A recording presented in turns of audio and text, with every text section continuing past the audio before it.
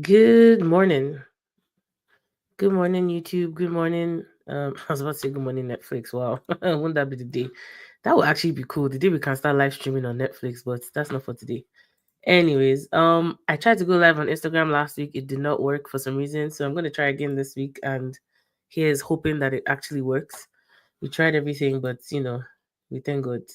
So welcome to Fix It Finance. If you are new here, we are talking about Vision 2030 today. So we're going to be talking about what are some things you can do now, you can start doing now, beginning today, such that come 2020, your financial life will be set and in order. Okay, so if you are new here, make sure you invite people to join.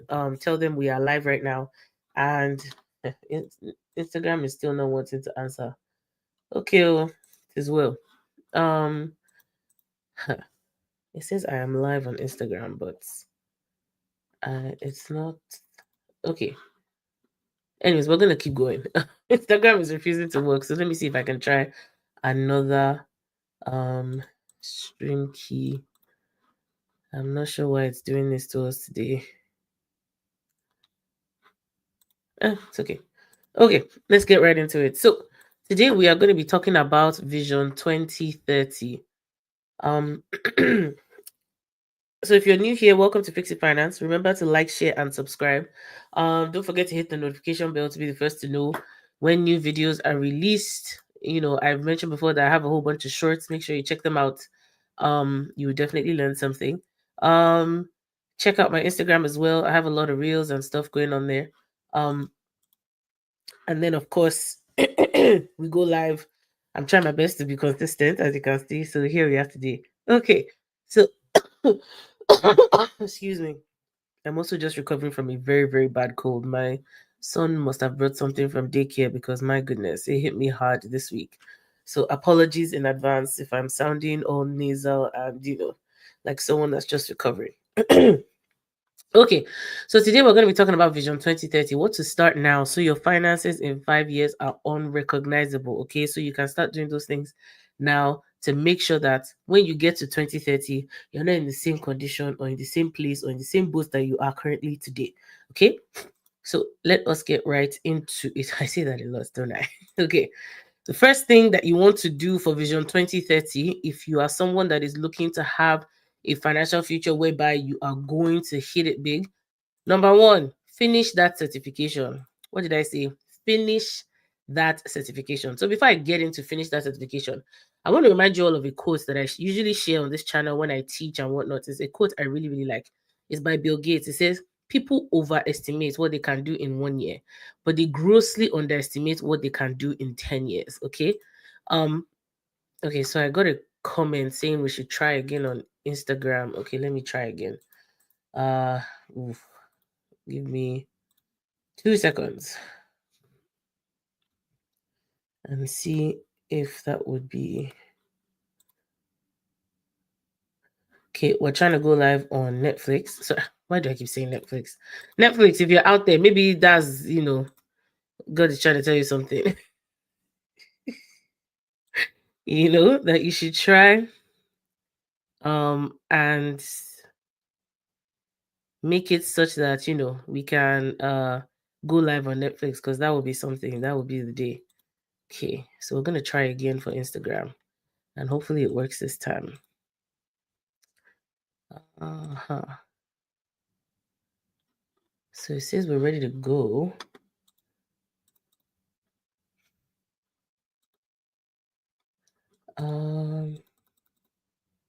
Yeah, it's not working. Okay, so let's get back into what we were talking about. Okay, so like I mentioned, the quote from Bill Gates. It says, "People overestimate what they can do in 1 year, but they grossly underestimate what they can do in 10 years."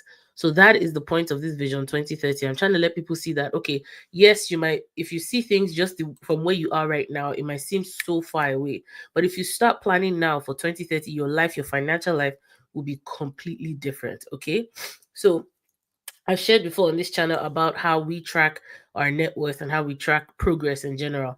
Usually, when we look at it just from 1 year, so year to year, so when you look at 23 to 24 or 24 to 25, it doesn't look like you've done much. But when you zoom out, okay, and you look at I usually, like I mentioned, we track our net worth on a rolling 3 year span. I always update the numbers every year, but I only look at it, I analyze it based on a rolling 3 year period. Okay. And I always want to make sure that things are what? Growing, and they're growing better. If I look at it on a year-to-year basis, it doesn't seem like much has happened. But when you look at it from like a rolling 3 year basis, rolling 5 year basis, rolling 4 years, rolling 6 years, if heck, rolling 2 years, you would see the massive difference, the massive change. You go from minus this to, positive net worth, and then it's just increasing and increasing and expanding each year. Okay. So as much as possible, that's where I'm trying to get y'all to see that, okay, vision 2030, it might seem so far away, but if you put in the work from now to the next 5 years, your life is definitely not going to be the same, especially when it comes to your finances. So the first thing you want to do when it comes to vision 2030 is to finish that certification. Okay. Your earning power could literally quadruple, double, in some cases we've actually seen 5x. Okay, just being honest, you've seen 5x growth in income. Okay, just by getting just one high in demand certificate in your field. Okay, you're an accountant, you get your CPA. You're an engineer, you get your PEN. You're a project manager, you get your PMP. Whatever field you are in, you're a nurse, you go from LPN to RN.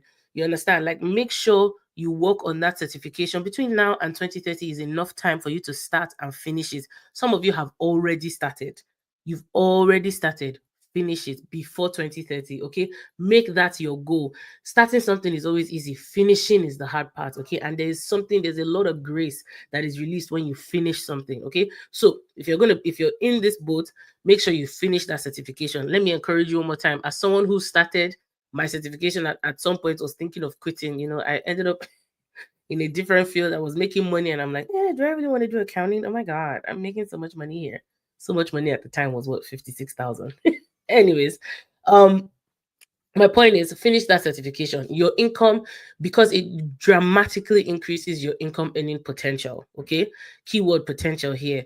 Okay, you still have to do your work on things like your soft skills and all that to be able to be marketable, but that's not what we're here. My point is, finish that certification. Let me encourage you one more time, finish that certification. Your income desperately needs it. Okay, your income can dramatically increase just by having that one certificate in your field. It could be a designation, whatever name it's called. My point is, finish the certification. Okay. Number two, read books on financial literacy. Okay, so between now and 2030, you have more than enough time to renew your mind and to learn one or two things more about financial literacy. What do I mean? If you read 1 to 2 books a year, I'm not even saying read a lot, just one book. Between now and 2030, you would have read 5 books. Okay, if you read 2 books between now and 2030, you would have read 10 books. Don't put yourself under pressure. You see people doing challenge. Oh, I'm reading 1 book a month, I'm reading 3 books a month, I'm reading 30. I've done that. Okay, and it was nice and all well and good, but don't put yourself under that pressure. Reading, heck, just 1 book a year, one quality book a year, over your lifespan, you would have read what, more than 70 books. Okay, not counting all the one you did in school. So you are very okay. Plan to read at least 1 to 2 books a year. Excuse me, on financial literacy between now and the year 2030. Okay. Here are the 5 I usually recommend for you to start with. Number 1, Richest Man in Babylon. If you've not read that book, make sure you read that book. I really, really like that book. It's so simple, very easy to understand. The story is very easy to follow. Anyone can read it and understand exactly what they're saying, and the principles are still relevant till this day. Number 2, Total Money Makeover. It's a very good book. One of the reasons I like that book is because it shares a lot of stories about people just like you and I that have done it and are doing it and are winning with money every day. Number 3 is Millionaire Next Door. One of the reasons I really like that book is because it reframes your mindset as to what millionaires look like. Because a lot of times, if you're watching, especially if you grew up the way we grew up, you will see, celebrities and all these other things that you think those are millionaires. No, the millionaire in your neighborhood is literally that guy that wears t-shirt and jeans and goes to the grocery store on his bike every day. Okay, so it really reframes your mind as to what the millionaire actually looks like. Number 4, the Bible. So I'm a huge, huge fan of what the Bible teaches on money.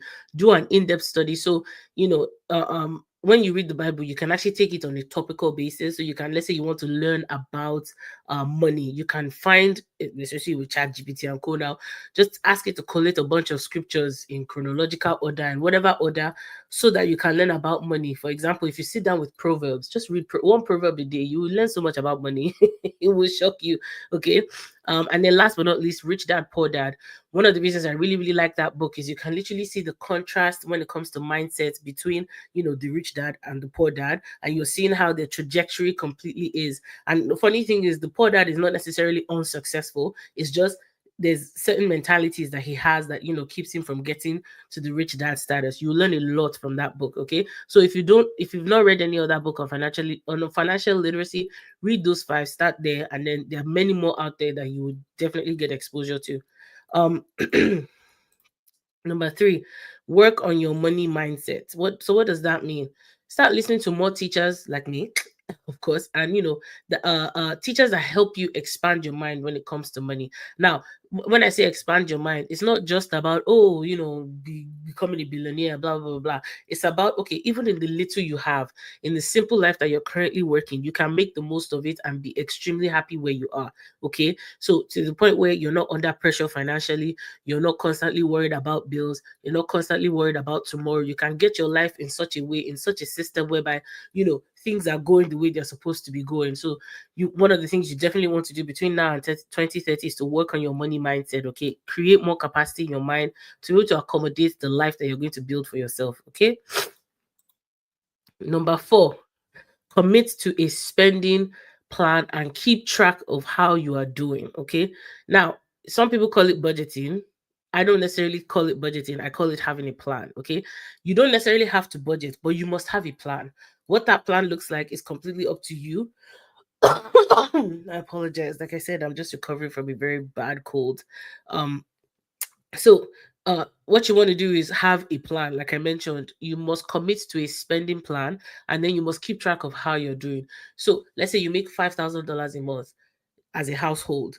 You must commit to, okay, how are we going to spend this 5,000, and then you keep track of it. Like, okay, how did we actually spend the 5,000? Companies do this all the time. There's no company. I'm not talking about maybe small companies now, but literally, there's no company that's making a certain amount of dollars that does not keep track of money that's coming in, planning for it, and how it's going to go out. Okay, you as a household have to know what is the plan for the money that's coming in, and then when it has gone out, what did we actually do? So there's the plan, and then there's what actually happened. And you always want to make sure you're comparing and bringing those two as close as possible. Okay. Proverbs 29:18 says, without a vision, people perish. Okay, so without a plan, your money is just going to be, it will fly away. Before you know it, you know how it is. No offense. All of us on this channel, all of us that are watching this, we've been there. When we don't have a plan for our money, we wake up and we're like, how did $200 disappear from my account? Or when did I spend $40 here? Or how did I spend $20 there? And before you know it, $20 here, $15 there, $6 there, and your money is all gone. Okay.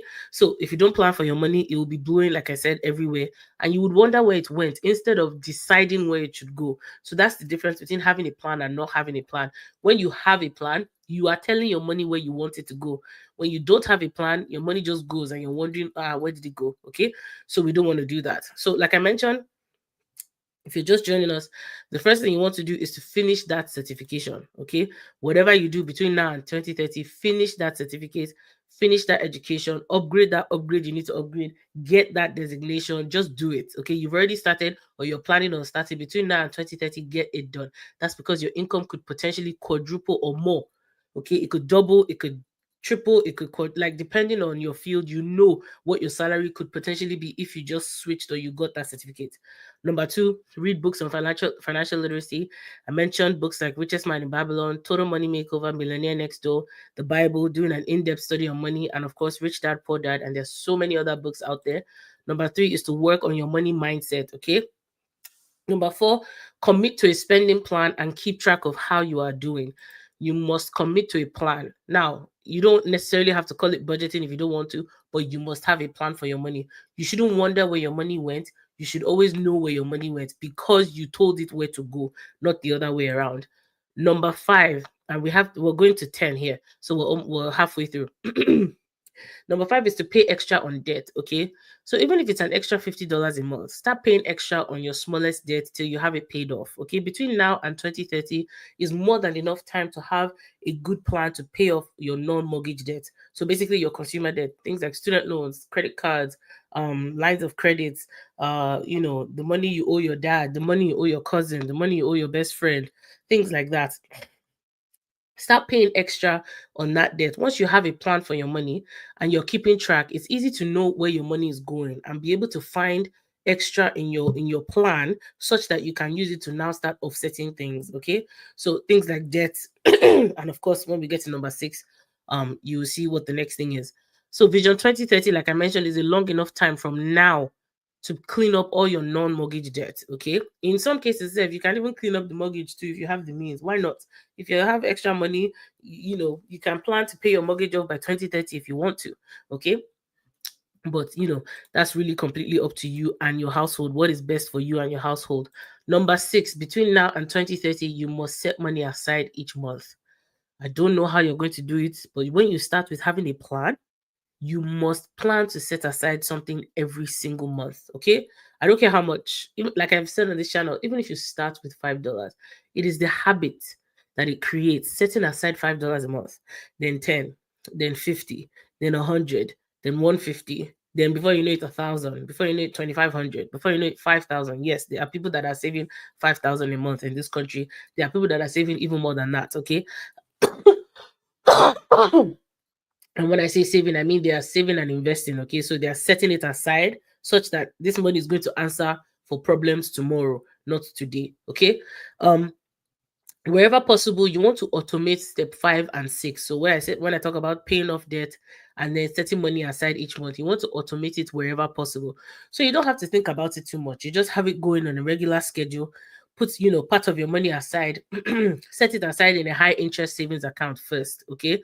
Once it has piled up a little bit, then you've piled up enough for an emergency fund. Okay. Now, once you have a good chunk in there, then that money you're setting aside, you now start using it to invest. Okay. Things like you want to start investing in things like low cost index funds and whatnot, but that's not why we're here today. But my point is you must set money aside each month to develop the habits. Even if you don't do anything with the money for now, just develop the habit of setting money aside. Okay, because it is very important. If you don't set money aside today, you will end up with nothing tomorrow. There's not the person that sets money aside, even if they don't invest it. Let's say someone just decides, I'm going to be saving $500 a month in an account in a bank and do nothing with it. Several years they look up, they have $250,000 set in there, $280,000 just chilling there. Even if they didn't invest it, my point is the difference between that person and you that you're saying, oh, I'm going to invest, I'm going to do this, and you did not do anything. This person just put it aside, they didn't even invest it. This person is still better off, okay, than the person that has all the plans in the world and does nothing about it. Okay, so make sure you start setting money aside. Number 7, and this one is very important, is to heal from emotional and family trauma and drama. And what do I mean? So you might say, okay, what does this have to do with money?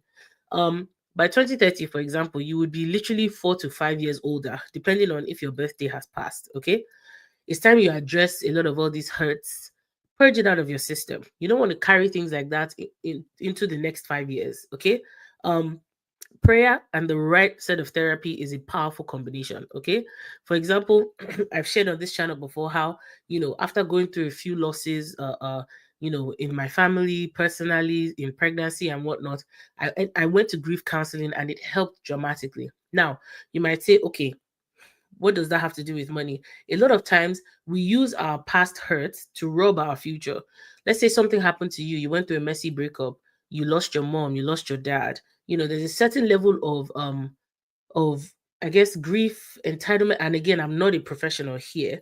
There's just something that comes with, okay, you know what, I deserve this. So now a lot of people get sucked into buying stuff, okay, or doing a lot of eating out, doing a lot of traveling, or doing a lot of this as a way of dealing or coping with the grief, or coping with the hurt, or coping with the loss, instead of processing it, okay, and actually healing from it. Okay, now there's nothing wrong with traveling or eating out, that's not what I'm saying, but when it becomes a coping mechanism, then all of a sudden you're spending a lot of money on things. Instead, take some of that money, go for some grief counseling, go for therapy, spend time working with someone that you respect, that can listen to you and process that situation. Okay, so that when you're handling your money, you're not using emotions to run your finances. Okay, so You understand? There are different things. Let's say you were someone as a child, you were not allowed to have a lot of things. Now you're an adult, okay, and you're buying everything on earth because now I have my own money. I'm gonna buy.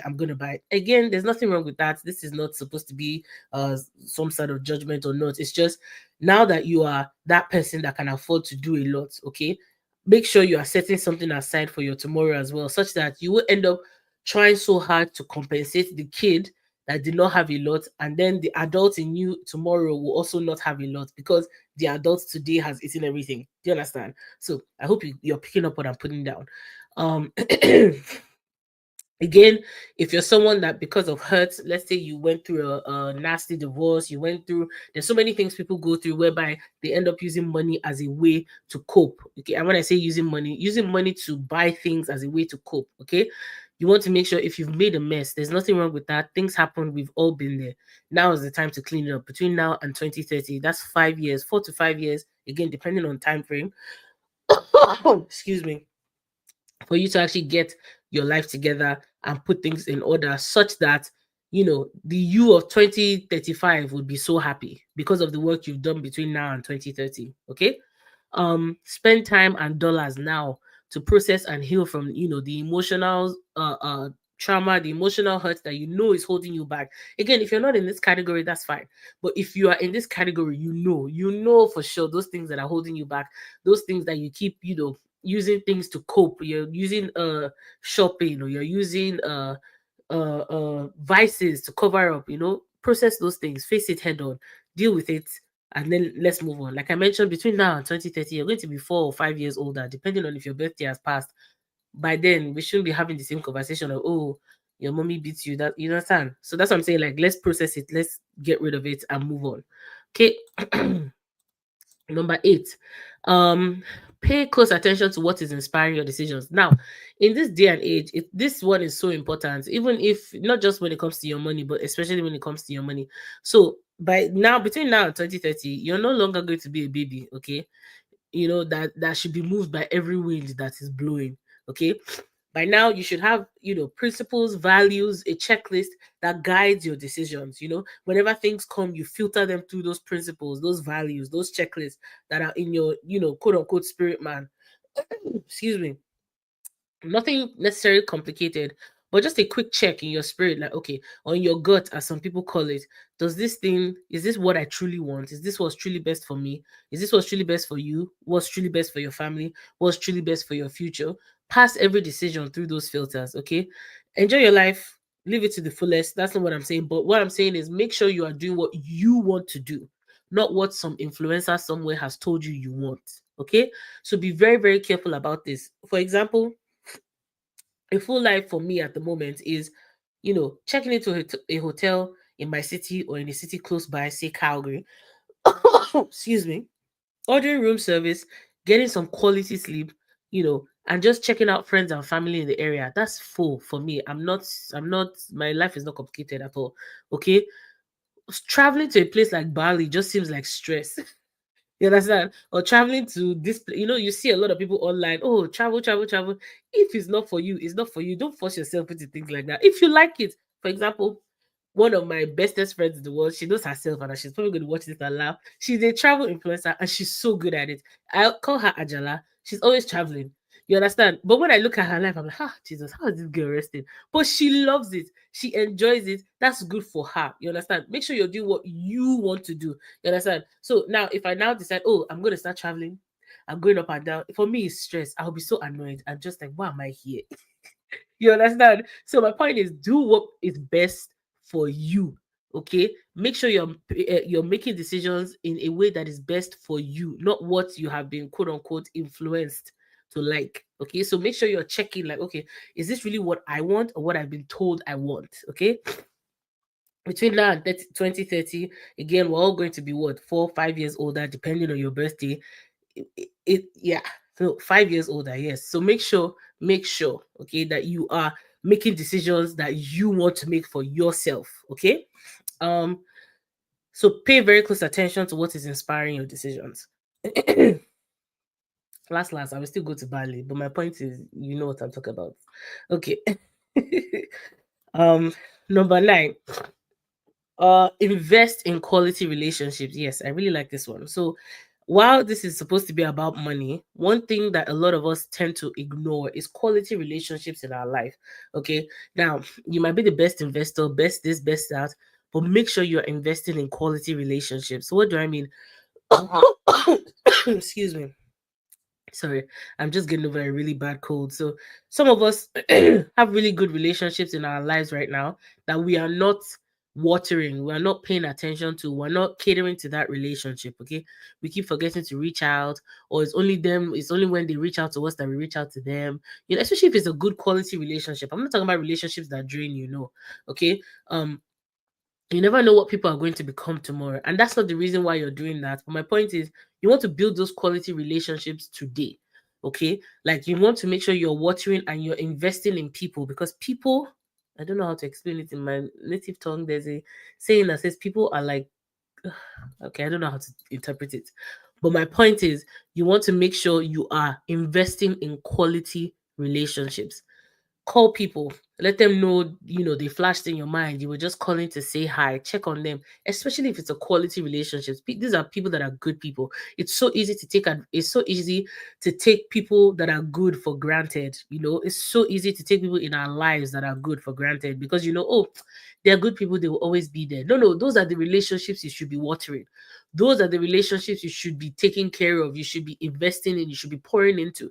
Meanwhile, it's the excuse me, it's the relationship that will drain you, the one that will suck you dry, that you keep investing in. No, start spending, spending time, spending money, spending resources on people that actually matter. Okay. For example, when someone has a baby, someone gets married, give something. Even if it's a $25 Walmart gift card, just give something. Especially if it's someone you care about. Okay. Some of us will go out with our friends, we'll spend $300, friends that we don't necessarily even like.